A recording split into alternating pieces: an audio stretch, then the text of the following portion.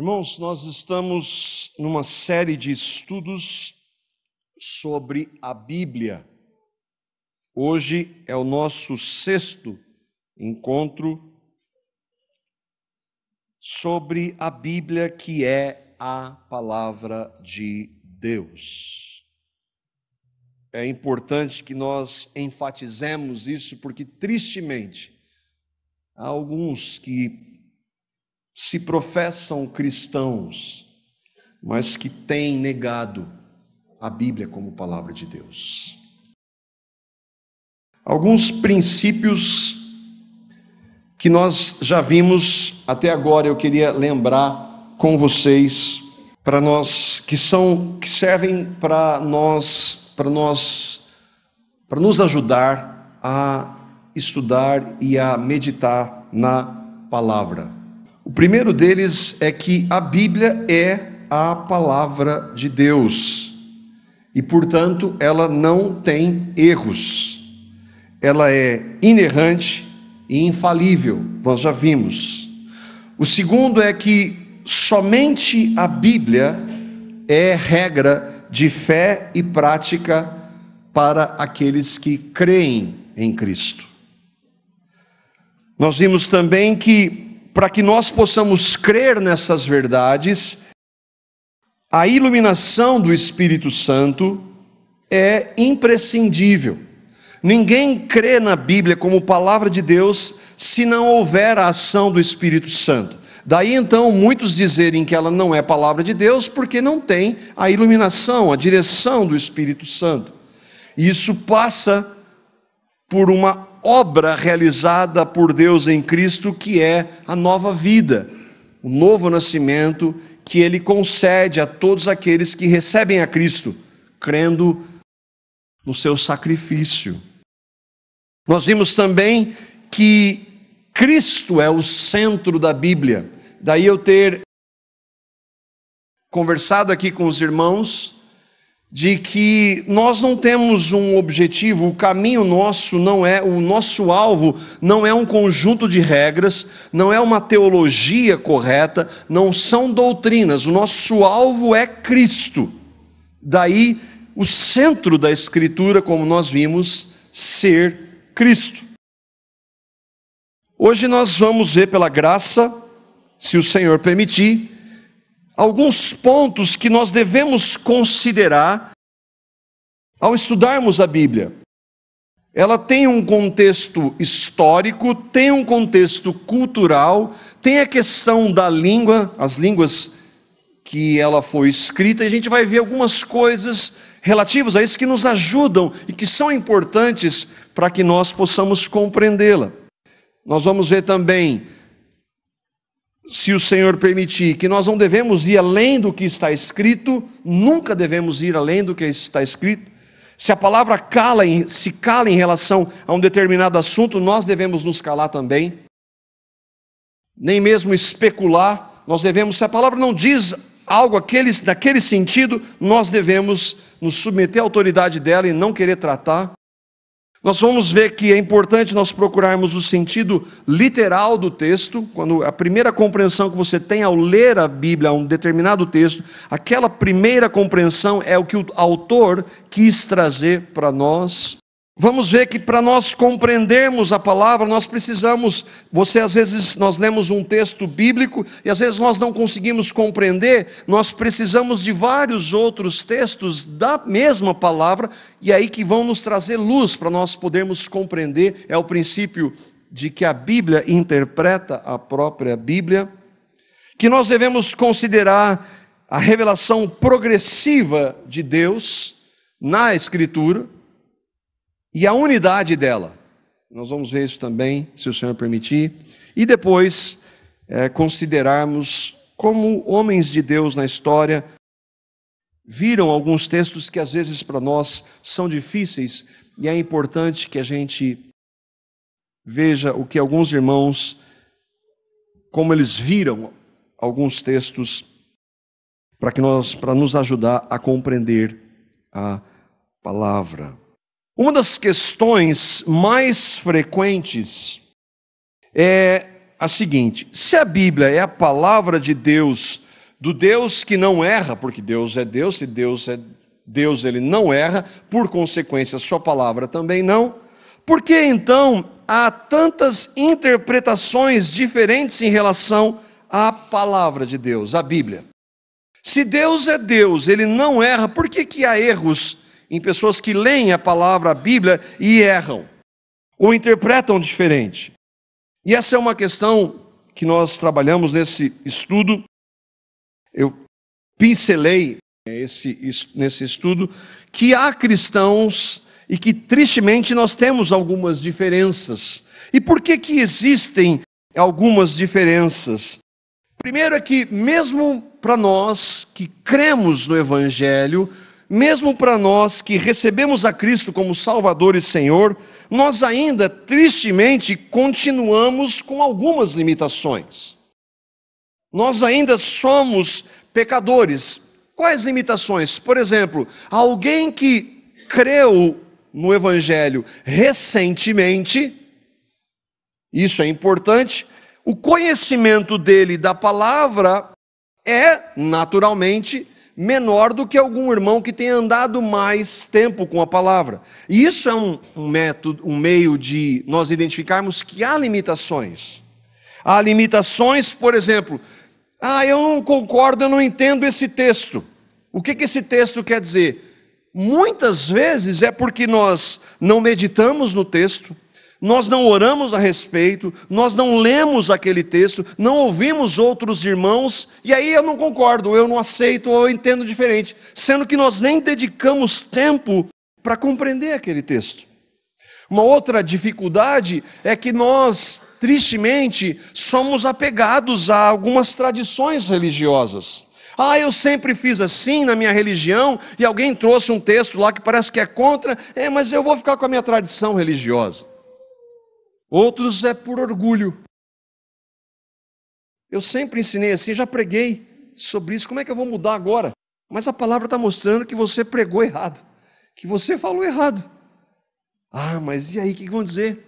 O que tem, o que vão dizer? Você quer agradar a Deus ou aos homens?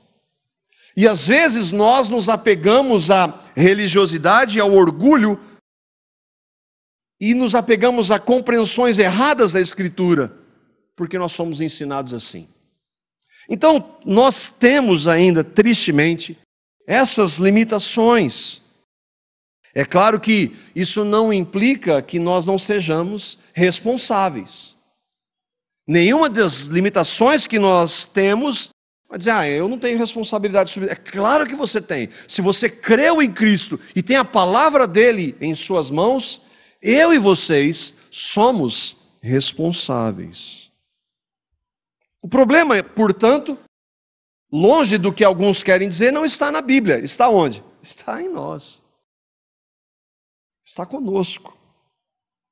O irmão João Alves dos Santos, que foi um irmão que participou na fundação, na organização do Andrew Jumper, que é uma escola de estudo da palavra, ele diz assim: a reforma protestante ensinou o livre exame das Escrituras. Veja bem, não é a livre interpretação.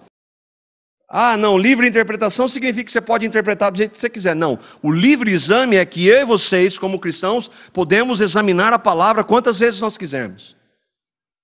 Qualquer pessoa tem o direito e até o dever de examinar por si mesma se o ensino da igreja está de acordo com as Escrituras. Foi o que fizeram os crentes de Bereia, pelo que foram elogiados, que está aqui, os crentes bereanos. Mas a igreja pode errar e tristemente tem errado. A infalibilidade ou a inerrância deve ser atribuída apenas à Bíblia e não aos que a interpretam. O erro sempre vai estar em nós e não do lado de Deus, muito menos da sua palavra. Eu citei um exemplo aqui, coloco bem simples. Se você precisar, de repente você está lá com uma dor de dente, e aí você vai ao dentista. E aí você vai, o primeiro que aparece. E aí ele faz um serviço muito mal feito lá no seu dente. O problema está na odontologia? Não. Então todo dentista agora, não. Você não cuidou, você não se precaveu de ver onde você iria, você não pesquisou qual seria o melhor. Então o problema estava em você, ou nós às vezes, de fazermos escolhas que são erradas. Nós devemos ter cuidado na escolha ou no exame. E isso se aplica ao cuidado com a palavra, ao exame da palavra. E o que nós vamos ver são cuidados que nos ajudam no estudo da Bíblia. Hoje nós vamos ser um pouquinho mais, talvez, técnicos. Para os irmãos que estão nos visitando, essa não é a regra normal. Nós trabalhamos com exposição dos textos. Nós vamos citar alguns, mas hoje nós vamos passar alguns princípios que nos ajudam a estudar a palavra. Então, o tema, o cuidado no estudo das Escrituras. Qual que é o objetivo? Eu espero despertar em você, primeiro, temor diante de Deus quando você for ler a palavra. Quando você for para a Bíblia, que você clame ao Senhor para que Ele fale com você. Cuidado, muito cuidado com o que você está lendo, com quem você está ouvindo. E que você, aí às vezes a minha esposa, às vezes ela faz uma exortação em amor, às vezes não falta um pouco de amor, mas ela exorta que você é muito detalhista, você é muito crítico, você é muito chato. Quando você está ouvindo alguém falar, mas tem que ser assim. Vocês têm que ser muito detalhistas, chatos quando vocês estão ouvindo qualquer pessoa aqui, para ver e examinar se, olha, peraí, o que você está falando lá não é bem assim, de acordo com a palavra. Nós precisamos ter essa prática, ter esse princípio. Pense muito antes de você falar, amém, glória a Deus, aleluia.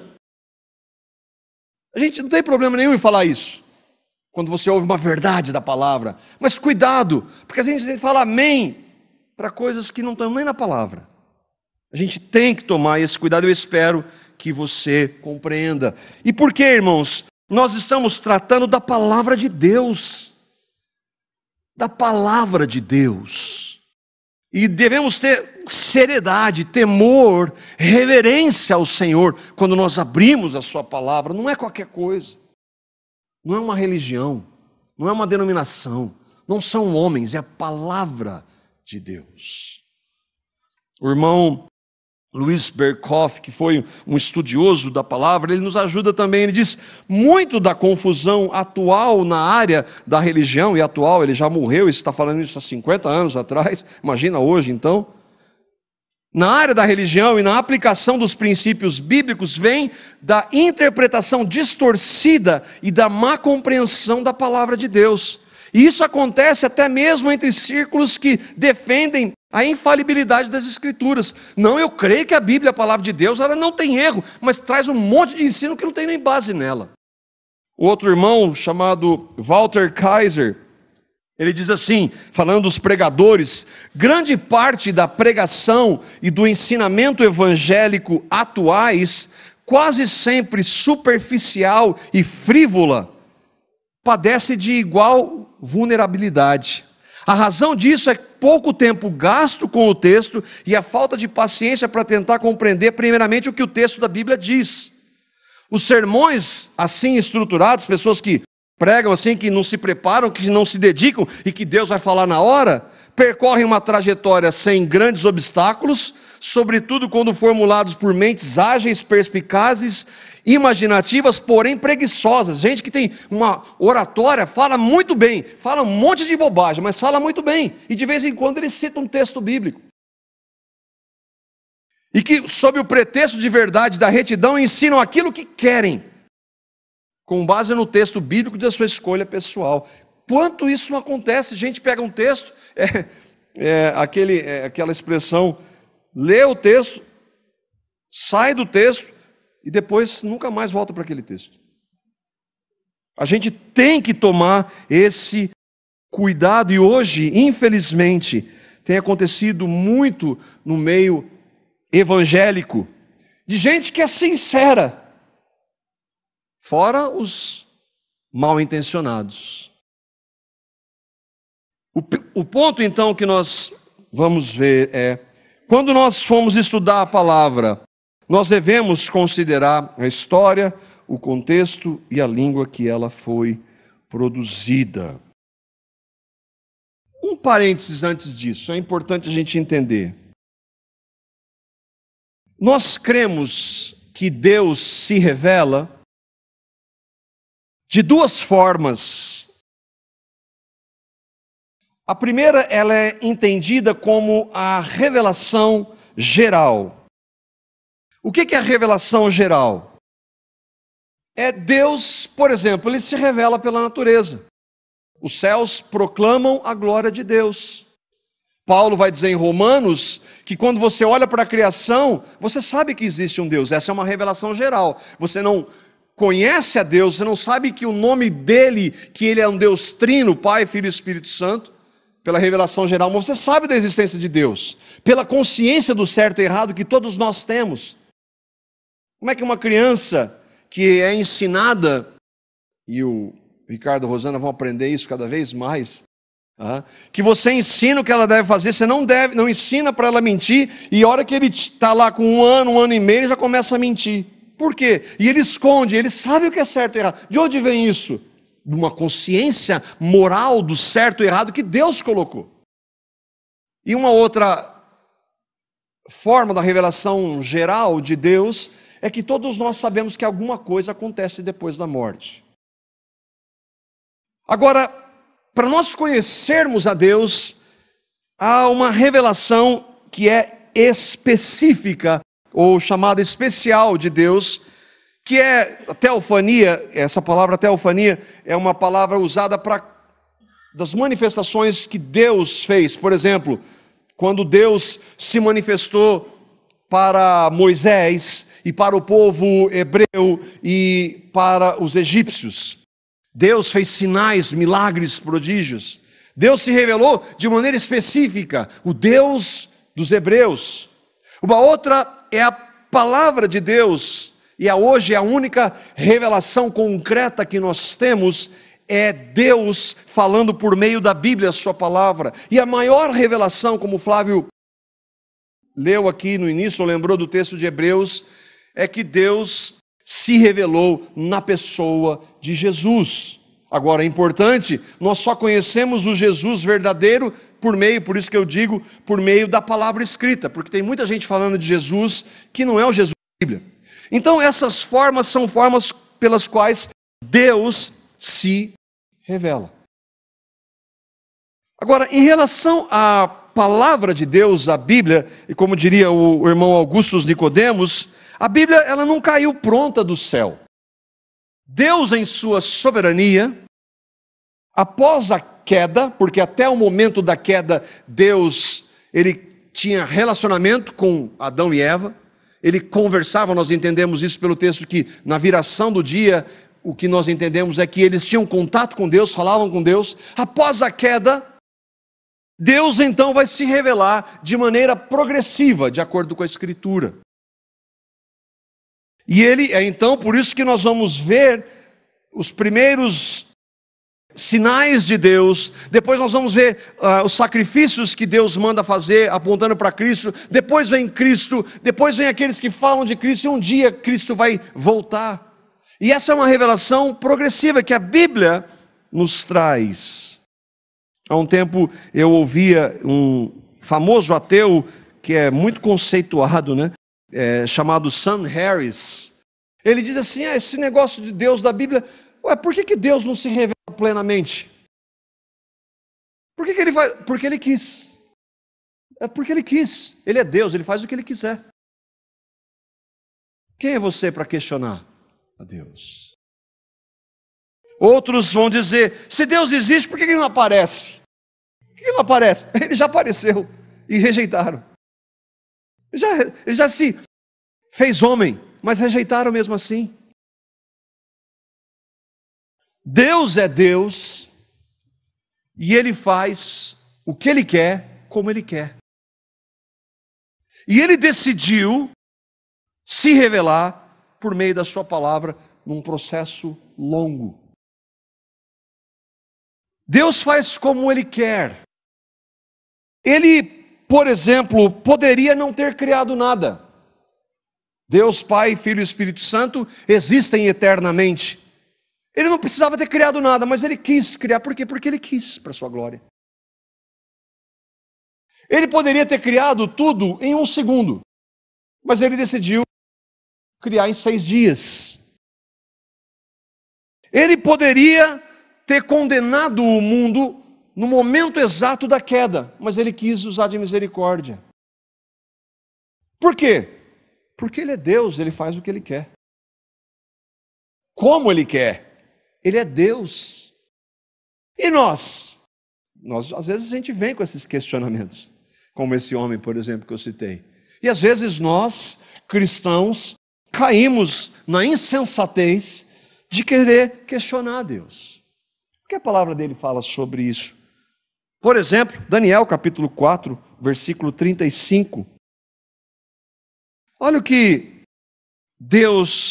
como Deus considera a nossa realidade, o nosso conhecimento, os nossos questionamentos. Daniel capítulo 4, versículo 35, diz assim: todos os povos da terra são como nada diante dele. Dele quem? De Deus. Ele, Deus, governa todos os anjos do céu e todos os moradores da terra. Não há ninguém que possa impedi-lo de fazer o que quer. Não há ninguém que possa obrigá-lo a explicar o que faz. Você está contente com isso? Não, não interessa.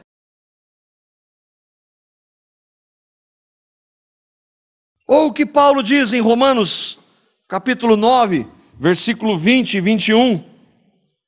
Aqueles que estavam questionando a justiça de Deus, e Paulo escreve inspirado pelo Espírito Santo, em Romanos capítulo 9, versos 20 e 21, ele diz assim: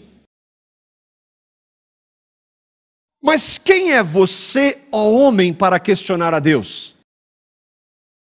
Acaso aquilo que é formado pode dizer ao que o formou: por que me fizeste assim? O oleiro não tem direito de fazer do mesmo barro um vaso para honra e outro para desonra? Isso aqui como princípio, por que Deus faz? Porque Ele é Deus, Ele faz do jeito que Ele quer, para a sua glória. Estes pontos e constatações, por exemplo, como a de Jó, quando Jó sofre e ele começa a reclamar, e aí Deus vai conversar com ele, e depois a conclusão de Jó: Senhor, eu só te conhecia de ouvir falar. Agora eu estou vendo um pouco, então, quando eu vejo um pouco do Senhor, o meu lugar é no chão. Ou Isaías, que diz: os meus olhos viram a Deus. Ou o próprio Paulo, que depois de tratar disso, fala: profundidade da riqueza, da sabedoria de Deus. Quem deu conselho para Deus? O nosso lugar é aqui, na nossa insignificância. O que isso tem a ver com a palavra? Em relação à palavra de Deus, é a mesma coisa. Ela não caiu do céu. Pelo contrário, Deus decidiu que ela levaria, sabe quanto tempo mais ou menos para ser escrita? Pelo menos 1.300 anos. Com 40 autores diferentes, de culturas, de conhecimento, de realidades totalmente diferentes. Deus fez assim porque Ele é Deus, o universo é dele, a história é dele, tudo é dele. Eu coloquei: nós, míseras e finitas criaturas, maculadas pelo pecado, devemos nos colocar em nosso lugar. Pó. A Bíblia, portanto, foi escrita por diferentes pessoas, em diferentes épocas, línguas, lugares, e só isso já nos leva a pensar que há algumas dificuldades para compreendê-la. E só isso deve nos levar a querer meditar na sua palavra, a estudá-la, a buscar a Deus nela para poder entender o que os outros estão falando, para poder conhecer a Deus. E eu queria ver algumas distâncias que nós temos da Bíblia. O irmão Augusto Nicodemos trabalha isso. Eu trouxe aqui a proposta de maneira resumida. A distância que tem entre nós e a Bíblia, para a gente poder entender que há algumas dificuldades. Eu quero depois que nós consideremos a importância de estudar a palavra por causa destas limitações. Primeiro, a dificuldade que existe, a distância é do tempo. A Bíblia está muito distante de nós, os escritos, irmãos. 2000 anos, ou 1900 anos, se nós considerarmos que o último livro foi escrito por João no ano 90, talvez. Só que o primeiro escrito, provavelmente o livro de Jó, foi escrito 1300 anos antes. E quando nós vamos para a palavra de Deus, ainda que ela seja a palavra de Deus escrita, nós temos que levar isso em conta. E por muitos não levarem em conta, eles trazem vários ensinos que não se aplicam. Eles distorcem, e alguns de vocês sabem disso. Um outro ponto importante é que nós devemos considerar o contexto e a cultura. Se nós temos 2000 anos de diferença, imagina a realidade que era e a nossa hoje. Deixa eu citar um exemplo, talvez para ficar um pouco mais claro. 1 Pedro, capítulo 2, versículo 18. Entenda, a Bíblia é a palavra de Deus há 2000 anos e a hoje sempre vai ser. Mas nós devemos ler a palavra e tendo isso em mente, essas considerações. Olha o que Pedro diz para cristãos, aqui em 1 Pedro 2,18, para nós entendermos essa questão do contexto e cultura. É um texto, poderia pegar vários outros. Ele diz assim: escravos, sujeitai-vos a vossos senhores com todo respeito, não apenas aos bons e sensatos, mas também aos perversos. O que Pedro está dizendo aqui? Naquela realidade, naquele momento histórico, havia o quê? Escravidão. Havia homens que eram donos de pessoas, escravos, a gente sabe, pelo menos ouviu falar, nós não vivemos isso. E naquela realidade, havia cristãos que eram escravos e cristãos que eram donos de escravos. E Pedro está dizendo para aqueles que eram cristãos, que eram escravos, se rebelem contra os seus... Não, ele está dizendo, sujeitem-se aos vossos senhores com todo respeito. E o mais incrível, não apenas aos bons, mas aos perversos. E só isso aqui já tem uma grande realidade, uma aplicação para nós. O ponto é, eu quero considerar com vocês, cultura e contexto. Há escravidão hoje? Não. No Ocidente não existe. Então nós devemos considerar isso. Agora, há um princípio aqui. Você que trabalha para uma empresa, que você tem um empregador, você deve se submeter a essa pessoa como a Deus, Paulo vai dizer. O que eu estou trazendo nesse texto é para que nós entendamos que há contextos na palavra, há outras situações, por exemplo, leis civis que Deus estabeleceu no Velho Testamento para Israel, que não servem para nós.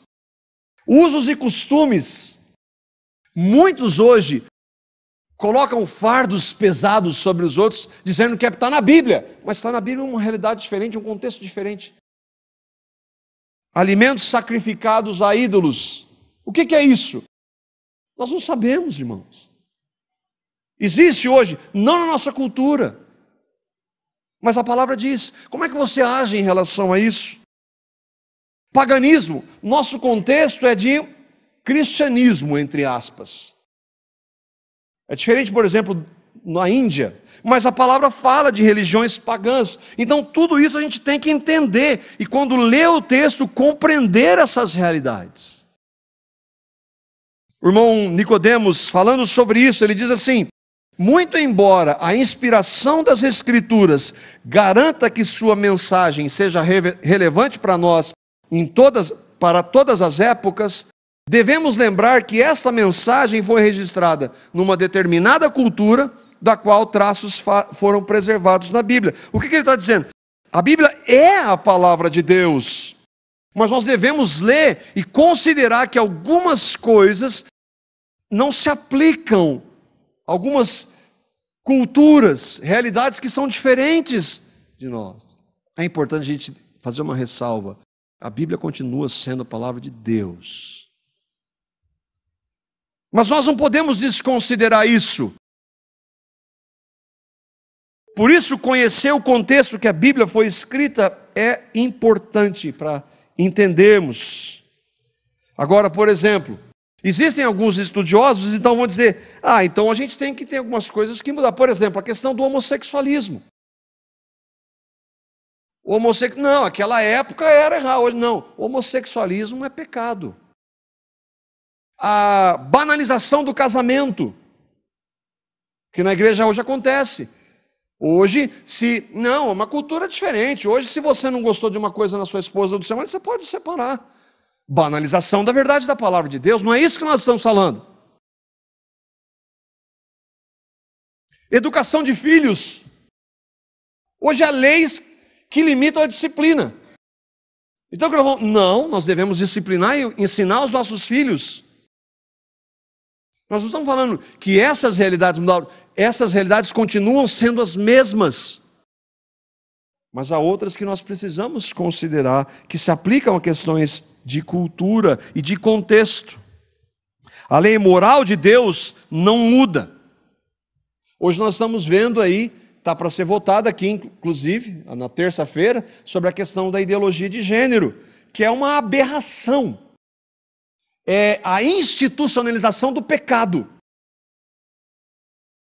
Nisso nós continuamos firmes na palavra de Deus.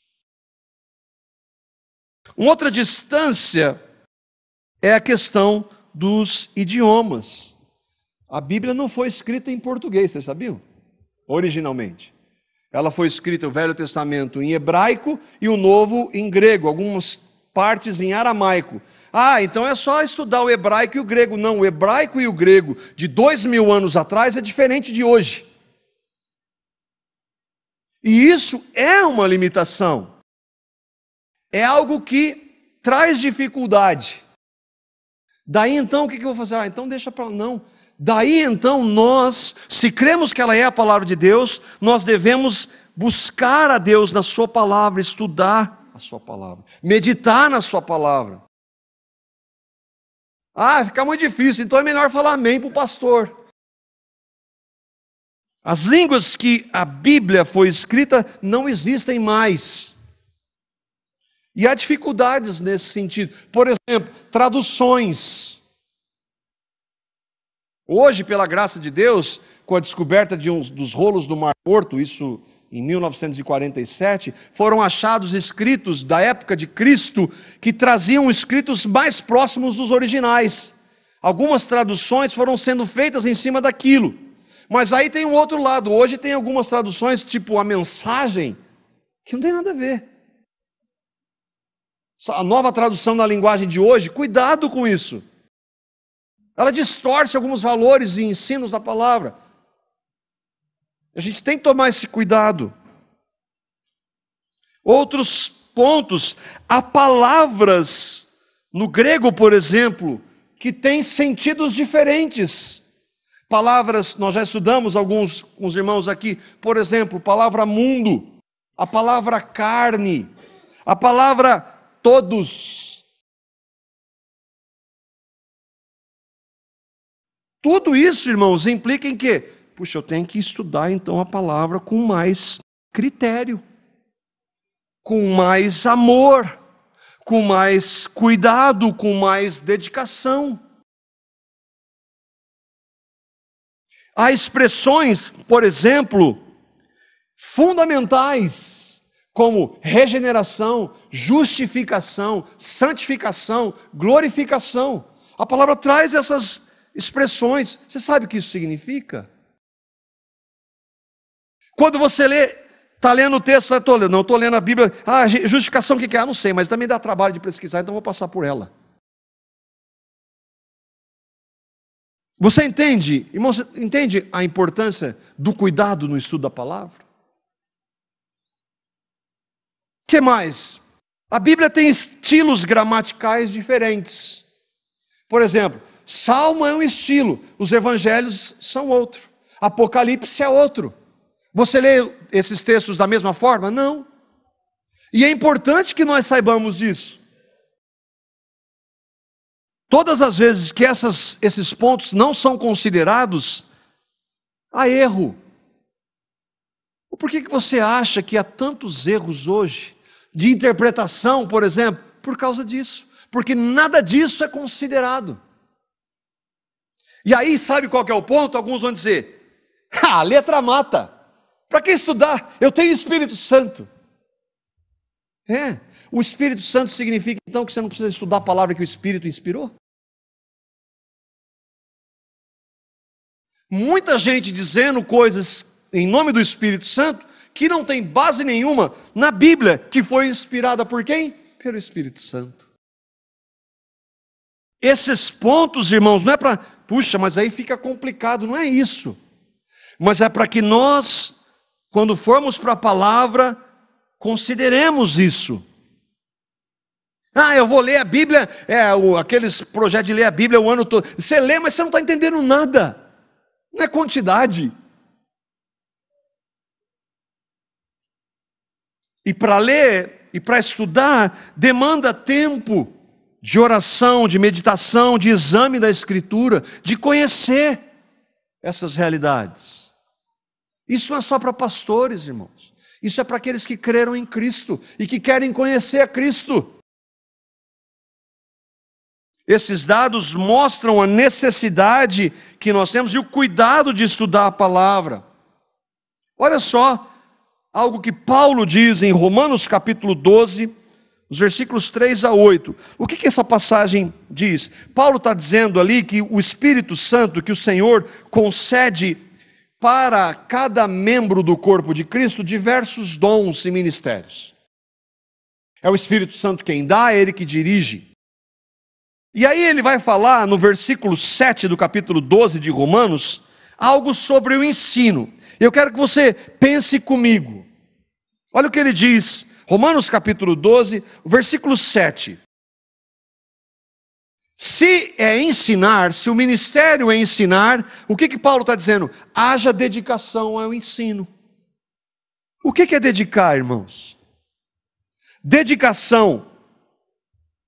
O que é essa palavra ensino? Ela está no grego, que é onde foi escrito o Novo Testamento, ela está associada a um mestre, a um doutor e a um professor. O que implica? Se você quer ensinar a palavra, vai estudar a palavra, vai se debruçar sobre ela, vai orar sobre ela, vai ouvir homens de Deus que falam sobre ela, vai ler homens de Deus. Nenhum mestre, em nenhuma área, ensina sem preparo. Eu achava que era... às vezes a pessoa, mas você está na letra, eu tenho Espírito, e então você sobe lá e fala qualquer coisa, porque é do Espírito. De onde você tirou isso? Não da Bíblia, não da palavra.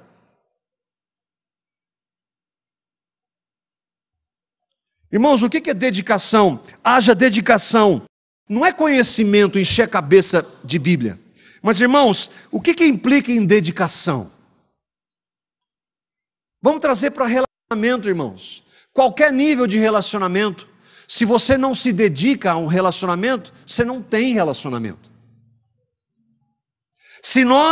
Eu quero conhecer a Deus, mas só tem uma forma de Deus falar comigo, pela palavra dele.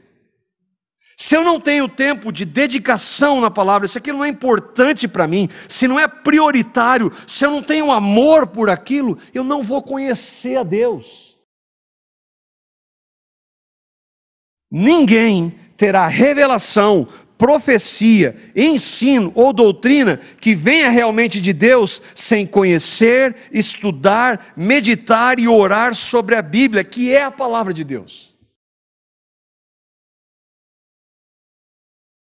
Mas fica difícil Irmãos, boa parte da palavra é entendida, é clara, sem um estudo detalhado, mas há muita coisa que nós precisamos sim. Haverá situações que nós temos que nos dedicar. E o que a gente pode usar? Algumas ferramentas, irmãos, que são importantes. Às vezes um dicionário bíblico, já você sabe o que é isso? Uma Bíblia com um comentário. Boas Bíblias têm a NVI de comentário e a Bíblia de Estudo Genebra, que são boas ferramentas. Você ter versões diferentes da Bíblia. Existe, irmãos, tem tanta ferramenta hoje, coisa boa na internet, site de estudos. Depois eu vou mostrar um aqui. Tudo isso, irmãos, não é conhecimento de letra, isso é dedicação e estudo da palavra para que nós possamos compreender. Nós estamos desconsiderando a ação do Espírito, mas Deus usa isso. E eu queria ver então um texto como exemplo, e é um texto distorcido.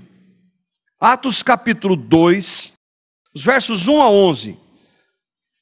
Muita gente conhece esse texto, especialmente no meio pentecostal. Aliás, o que a igreja tem a ver com Pentecostes? Nada. Só daí a gente consegue entender. Pentecostes era uma festa judaica. Atos capítulo 2, versos 1 a 11. Eu vou ler o texto e nós vamos ver alguns pontos, e eu quero então finalizar com esse texto, para nós exemplificarmos como é importante nós termos cuidado no estudo da Escritura. Atos capítulo 2, versos 1 a 11, diz assim: E cumprindo-se o dia de Pentecostes, estavam todos concordemente no mesmo lugar, e de repente veio do céu um som como de um vento veemente e impetuoso, e encheu toda a casa em que estavam assentados. E foram vistas por eles línguas repartidas como que de fogo, as quais pousaram sobre cada um deles. E todos foram cheios do Espírito Santo e começaram a falar noutras línguas, conforme o Espírito Santo lhes concedia que falassem. Eu coloquei esses pontos em vermelho, para a gente vai ver um pouquinho deles depois. E em Jerusalém estavam habitando judeus, homens religiosos de todas as nações que estão debaixo do céu. E quando aquele som ocorreu, juntou-se uma multidão e estava confusa, porque cada um os ouvia falar na sua própria língua. E todos pasmavam e se maravilhavam, dizendo uns aos outros: Pois que, não são galileus todos esses homens que estão falando? Como, pois, os ouvimos cada um na nossa própria língua em que somos nascidos? Partos e medos, elamitas, os que habitam na Mesopotâmia, Judéia, Capadócia, Ponto e Ásia, e Frígia, e Panfilha, e Egito, e partes da Líbia, junto a Cirene, e forasteiros, romanos, tanto judeus como prosélitos, cretenses e árabes. Todos nós temos ouvido em nossas próprias línguas falar das grandezas de Deus. O que isso significa? Tem muita coisa aqui. Nós trabalhamos isso nesse estudo, o que aconteceu no dia de Pentecostes. Esses estudos eu estou mostrando, irmãos, para aqueles que tiverem interesse, nossa página no YouTube, a gente detalha um pouco mais. Mas vamos ver essa passagem. E considerando tudo isso que nós vimos, contexto, cultura e as palavras, o que aconteceu lá em Jerusalém naquele dia? Jesus havia dito para os seus apóstolos e discípulos que eles esperassem. Eles andaram 3 anos com Jesus, e eles foram usados por Cristo para desenvolver o ministério junto com Cristo. Agora Cristo está voltando para o céu, e eles falaram: agora vocês ficam à sua própria sorte, vocês não conseguem fazer nada se eu não fizer. Por isso então vocês vão me esperar em Jerusalém, porque eu vou mandar o Espírito Santo, e ele vai revestir vocês de poder para vocês poderem desenvolver o ministério. Senão você não consegue fazer nada. Em termos simples é isso. E aqui então é o texto que Jesus, lá em Lucas 24, 49, Jesus está dizendo assim: fiquem em Jerusalém, até que do alto vocês sejam revestidos de poder. E eles estavam lá, aí que nós lemos o texto, Eles estavam lá cumprindo o dia de Pentecostes, esperando juntos, 120 pessoas, esperando a descida do Espírito Santo. O que acontece naquele dia? É o dia de Pentecostes. O que é o Pentecostes? O Pentecostes era uma celebração judaica, que Deus havia estabelecido para o povo hebreu, quando eles foram libertos do Egito. 50 dias depois da libertação, eles fariam uma festa. O que isso tem a ver com a igreja? Nada. Eles foram lá no dia, a igreja estava reunida no dia de Pentecostes, mas não tem nada a ver com o Pentecostes. Era uma festa judaica, então, celebrada 50 dias após a Páscoa. Qual é o ponto, irmãos? O que aconteceu ali não se repete. Naquele momento veio o Espírito Santo sobre a igreja. A descida do Espírito Santo foi uma vez só. Não se repete. Só nisso, a gente já tem um bom cuidado para olhar o que acontece à nossa volta. Aí aconteceu lá, como prova de que era somente aquilo, aconteceu o quê? Um som de vento, línguas de fogo, que só ocorreram uma única vez na história. Então, hoje é o movimento pentecostal. Acontece desse jeito aqui? Não. Por quê? Porque era uma única vez. 4. Importante, irmãos, o que aconteceu ali? O Espírito Santo veio. Quem é o Espírito Santo? A terceira pessoa da Trindade. Como o Espírito Santo age? Como é que eu sei? Vendo outros textos da palavra. Por exemplo, o Espírito Santo age com ordem na igreja. O Espírito Santo concede fruto do Espírito Santo, que é paciência, domínio próprio, mansidão. Então, se tem o Espírito, tem que ter isso. É isso que acontece? Mas aquele dia lá teve o som, começaram a falar, está falando de desordem? Não. Você entende que pega o texto, desconsidera vários fatos dele e desenvolve uma prática. É grande ou não? É gigante. O Espírito Santo que inspirou a Escritura, que deve reger toda a prática da igreja, que faz tudo com ordem e que manifesta o fruto do Espírito, que é Ele mesmo, é que deve reger a igreja. E não práticas de um texto que são tiradas do seu contexto e que geram muito engano. Eu já participei disso. Lucas, que é quem escreve Atos, ele fala, e foram línguas. O que é língua? Aí entra na palavra no grego. Língua é um membro do corpo humano, mas é óbvio que não é o que está acontecendo ali.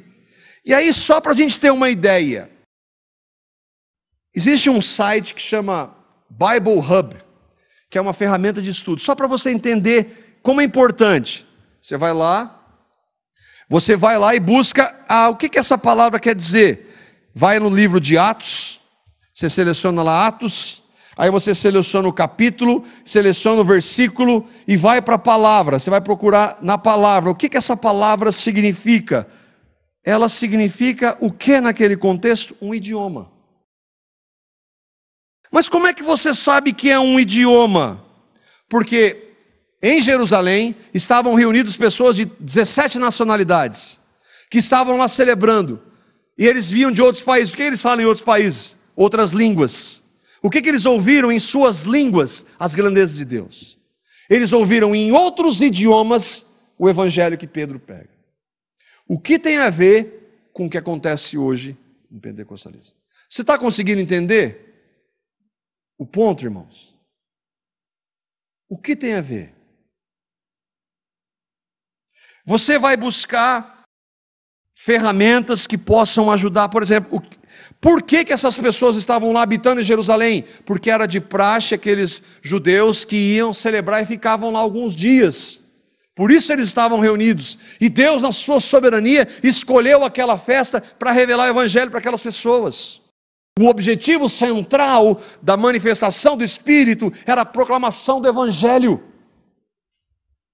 e não algo desordenado que não tem nada de concreto em relação ao alvo que é Cristo. Aí você lê isso que eu acabei de falar: estavam habitando os judeus, homens religiosos de todas as nações debaixo do céu. Eles estavam lá reunidos para celebrar aquela festa. Deus, em sua soberania, reúne a igreja. O Espírito Santo vem e capacita aqueles homens para fazer o quê? Pregar o evangelho para aquele povo. Esse era o objetivo da vinda do Espírito. Esse era o objetivo das línguas, que eram idiomas que eram falados por aquelas pessoas que estavam ali. O que tem a ver isso com língua de anjo? Absolutamente nada. Mas não é o que se diz aí? Requer um estudo da palavra ou não, irmãos? É muito mais fácil você falar amém para uma pessoa que está falando um monte de coisa, se você não examinar na Escritura. Verso 7, cada um os ouvia falar em sua própria língua. O quê? As grandezas de Deus. Olha que interessante, verso 11 do capítulo 2, e para nós terminarmos. Aquela manifestação, Lucas diz assim: aquelas pessoas de 17 nacionalidades, vindo de tudo quanto é lugar do mundo, foi para Jerusalém para ouvir o evangelho.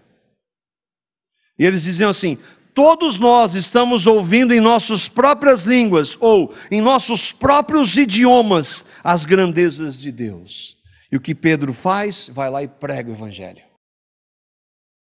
Ele fala do quê? De Cristo. E o que é o evangelho? Há muitos evangélicos que não creem, não sabem o que é evangelho.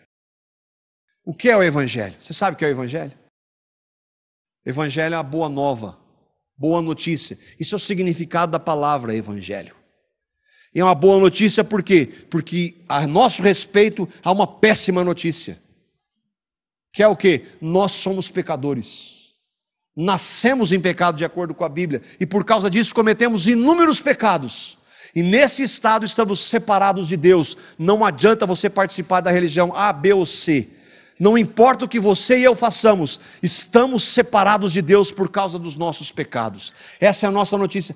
Meu e a seu respeito, aceitemos ou não. Mas a Bíblia diz que Deus amou pecadores como eu e como vocês. E Ele deu o seu Filho Jesus, o Evangelho, a boa notícia. Deus então enviou o seu Filho, que diferentemente de nós veio sem pecado. Por quê? Porque Ele é Deus encarnado. E Ele vem e vive nessa terra. Cumpre todos os mandamentos de Deus, a justiça de Deus. E morre na cruz. Por pecadores como eu e como vocês. Por todos não, por aqueles que o recebem. Você já o recebeu. Todos aqueles que creem no que Cristo fez, em sua morte e ressurreição, no sangue derramado para perdão dos seus pecados, são salvos. Creem no Evangelho. Creem no que Cristo fez, não somente por eles, mas no que Ele fez em nós. Paulo diz que nós fomos crucificados com Cristo. Quem? Aqueles que creem.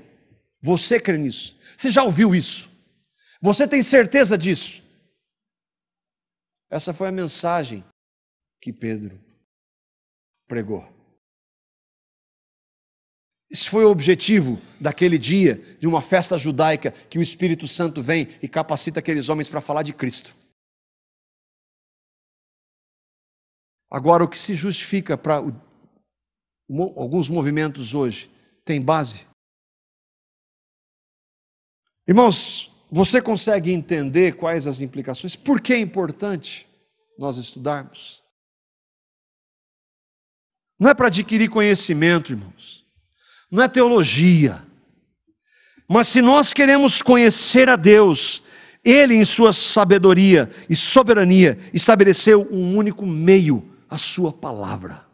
Eu quero Jesus. Qual Jesus? E para isso nós precisamos ir diante da palavra, dobrar os nossos joelhos para que Deus fale conosco e nos dedicarmos ao estudo da palavra, à meditação da palavra. Caso contrário, nós vamos ser enganados. Você entende a importância, irmãos? Para nós conhecermos a Cristo, que é o alvo, nós precisamos de tempo, e muito tempo. Ah, eu não tenho tempo. Por quê? Por que você não tem tempo? Quais são as prioridades da minha e da sua vida? As prioridades determinam o tempo. Se nós queremos conhecer o Deus que se fez homem para nos salvar, nós vamos ter tempo. E para nós conhecermos o Deus que se fez homem, Ele determinou um meio, a sua palavra. Que o Espírito Santo, irmãos, nos leve a buscar a Deus em sua palavra, conhecê-lo por meio da sua palavra.